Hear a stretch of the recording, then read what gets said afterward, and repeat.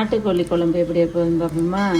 நாட்டுக்கோழி 1 கிலோ, பட்டை கிராம்பு, மல்லி, புதினா, சின்ன வெங்காயம் நறுக்கியது, இஞ்சி பூண்டு பேஸ்ட்டு, தக்காளி அரைத்தது, மிளகாத்தூள், மல்லித்தூள், கரம் மசாலா, உப்பு. இதை வச்சு நாட்டுக்கோழி குழம்பு வைப்போம். எண்ணெய் காஞ்ச பிறகு அதில் பட்டை கிராம்பு போட்டுடணும். பட்டை கிராம்பு போட்டு அது வெடித்த பிறகு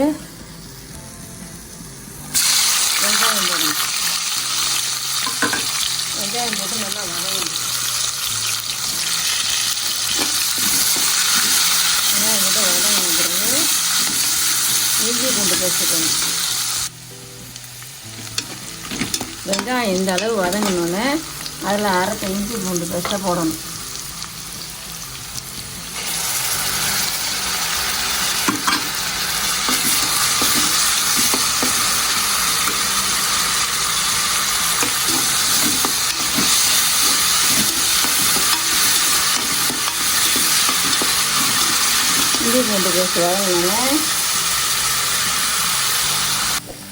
இஞ்சி பூண்டு பேஸ்ட் வதங்கினோன்னே அதில் புதினாவையும் மல்லியும் போடணும்.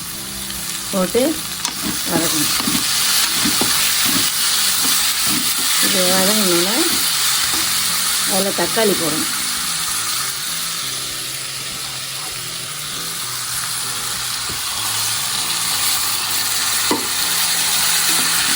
தக்காளி போட்டு வதக்கணும். தக்காளி இது மாதிரி வதங்கினோடனே அதில் நாட்டுக்கோழி போட்டணும். நாட்டுக்கோழி போட்டு அதில் ஒரு தட்டு போட்டணும். அதில் நம்மளுக்கு தேவையான உப்பையும் அதில் போடணும். அப்போ தான் உப்பு எல்லாம் கறியில் போய் சேர்ந்துருக்கும். உப்பும் மஞ்சள் தூளையும் சேர்த்து போட்டு வதக்கணும்.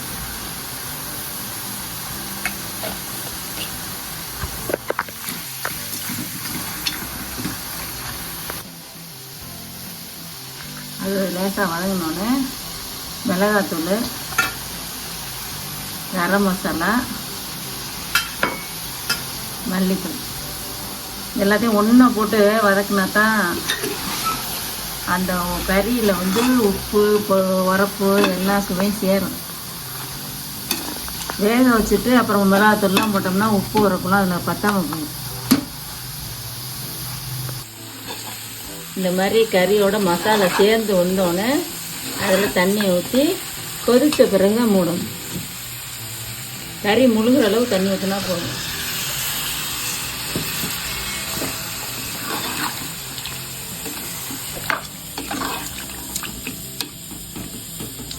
இந்த அளவு தண்ணி ஊற்றினோம்னா போதும். அப்போ தான் நல்லா சாப்பிட்றதுக்கு குழம்பு நல்லா இருக்கும். இது கொதித்த பிறகு மூடி 3 விசில் விட்டால் நாட்டுக்கோழி குழம்பு ரெடி. 3 விசில் போனோடனே குக்கர் மூடியை திறந்து பார்த்தோம்னா பாருங்க கறி எவ்வளோ சாஃப்டாக வந்திருக்கு.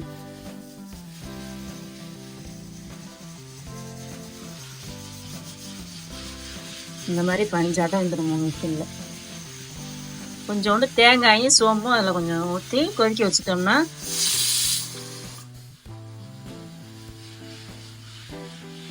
தேங்காயும் சோம்பையும் ஊற்றி கொதிக்க வச்சு எடுத்தா சுவையான நாட்டுக்கோழி குழம்பு ரெடி. வாங்க சாப்பிடலாம்.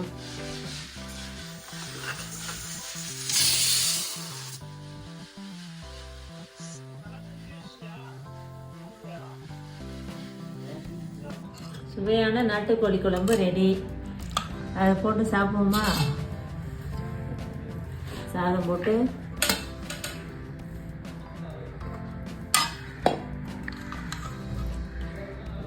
நாட்டுக்கோழி குழம்பு